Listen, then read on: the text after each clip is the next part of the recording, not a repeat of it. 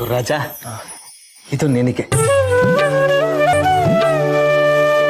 ಇದು ಸಾಧಾರಣವಾದ ಶಂಕ ಅಲ್ಲಪ್ಪ, ಪೂಜೆಗೆ ಬಳಸುವಂಥದ್ದು. ಅಪ್ಪ, ನಾನು ಶಂಕ ಊದೋದನ್ನ ಕಲಿಬೋದಾ?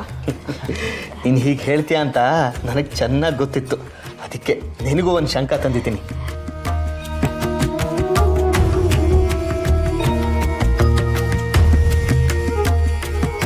ಇಷ್ಟ ಆಯ್ತಾ ವೆಂಕಟನಾಥ?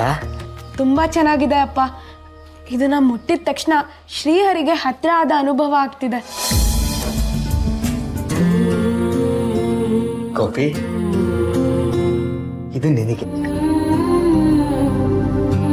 ಕಪ್ಪೆ ಚಿಪ್ಪು ಇದ್ಯಾಕಪ್ಪ ಅಮ್ಮಂಗೆ? ಕೆಲವಕ್ಕೆ ಬೆಲೆ ಕಟ್ಬೋದು, ಕೆಲವಕ್ಕೆ ಬೆಲೆ ಕಟ್ಟೋಕೆ ಆಗಲ್ಲ.